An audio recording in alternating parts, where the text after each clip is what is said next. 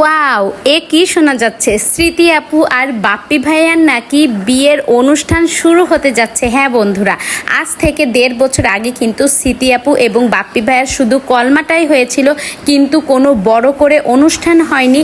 এবার কিন্তু স্মৃতি আপু এবং বাপ্পি ভাইয়ার ধুমধামের সাথে অনেক বড় করে অনুষ্ঠান হতে চলেছে। তো এই অনুষ্ঠানে স্মৃতি আপু সকল পয়নামা নিজের হাতে নিজে পছন্দ করে কিনেছে। দেখো, সব জিনিসগুলো এত সুন্দর হয়েছে।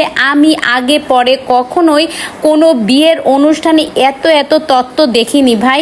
এটা আমার জীবনে প্রথম দেখা যে একটা বিয়ের অনুষ্ঠানে এত তত্ত্ব হতে পারে। তো বন্ধুরা, স্মৃতি আপু কিন্তু সব কিছু নিজে হাতে নিজে পছন্দ করে কিনেছে। এই রকম ভাগ্য কয়টা মেয়ের হতে পারে? দেখো, নিজের বিয়ের তত্ত্ব প্রত্যেকটা জিনিস নিজে হাতে পছন্দ করেছে, নিজে ডেকোরেশন করতেছে, নিজে গোছাচ্ছে, সব কিছু নিজে করতেছে। এই বিষয়টা দেখে আমার কাছে এত ভালো লাগতেছে।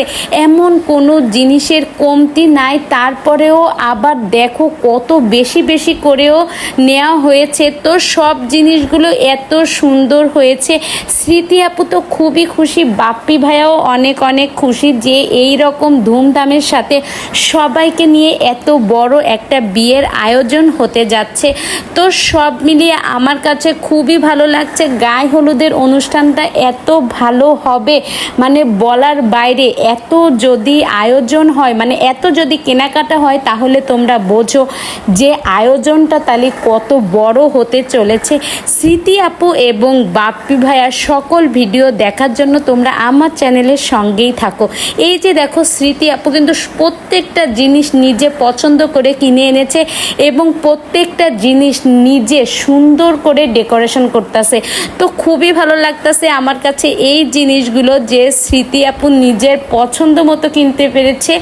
আর এই যে দেখো, প্রত্যেকটা জিনিস ছিল অসম্ভব সুন্দর। আমি কোথাও দেখিনি যে একটা বিয়ের অনুষ্ঠানে 5-6 জোড়া জুতো দেয়। তো যাক, সব মিলিয়ে আমার কাছে ভালোই লাগতেছে। এত বড় একটা বিয়ের আয়োজন দেখতে চলেছি।